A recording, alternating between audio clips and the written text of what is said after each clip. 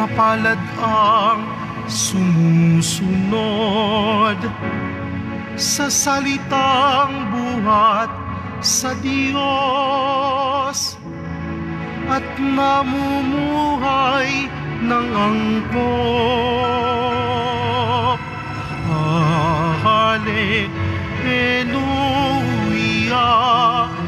Hallelujah,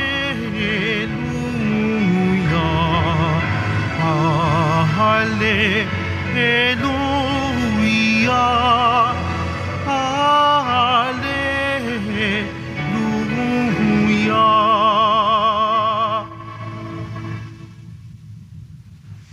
Sumainyo ang Panginoon. At sumayo rin. Ang mabuting balita ng Panginoon ayon kay San Lucas. Papuri sa iyo, Panginoon. Noong panahong iyon, pumasok si Jesus sa isang nayon.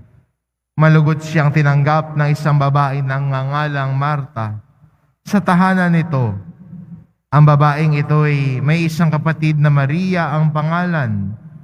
Naupo ito sa paanan ng Panginoon at nakinig sa kanyang itinuturo. Alalang-alala si Marta sapagkat kulang ang kanyang katawan sa paghahanda. Kaya't lumapit siya kay Jesus at ang wika, "Panginoon, sabihin nga po ninyo sa kapatid kong tulungan naman ako." Ngunit sinagot siya ng Panginoon, "Marta, Marta, naliligalig ka at abalang-abala sa maraming bagay. Ngunit isa lamang ang talagang kailangan. Pinili ni Maria ang lalong mabuti, at ito'y hindi aalisin sa kanya." Ang mabuting balita ng Panginoon. Pinupuri ka namin, Panginoong Heso Kristo. Maupo po tayo.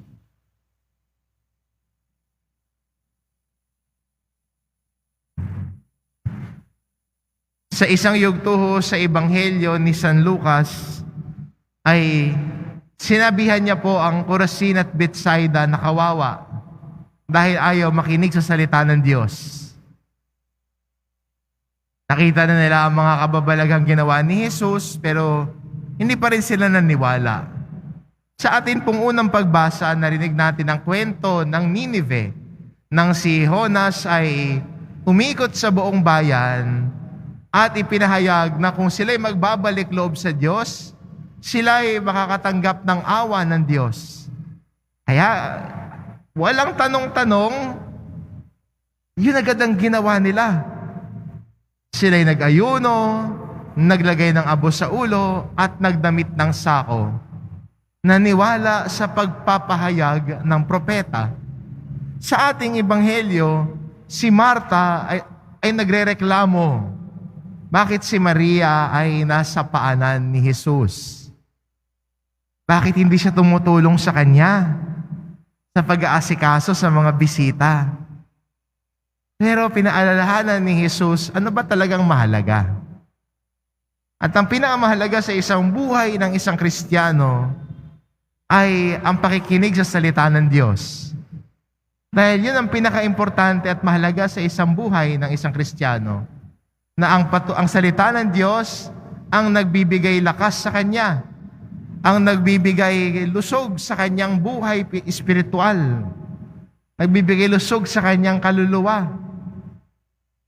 Kaya magandang imbitasyon po sa atin, bilang Kristiyano ngayon, na ang salita ng Diyos ay bigyang puwang. Hindi lang pag free time natin, hindi lang kapag pwede ang tayo, kundi bibigyan natin ng prioridad ang salita ng Diyos sa buhay natin. Bibigyang halaga. At hindi ba pag ang isang bagay ay mahalaga, binibigyan ng panahon at oras, nilalaanan ng panahon, inuuna ang mahalaga. Kaya bilang Kristiyano, ang salita ng Diyos na pinakamamahal natin, at alam nating importante sa buhay natin, ay sanang bigyan natin lagi ng halaga sa buhay natin. Hindi lang kung kailan lang tayo free.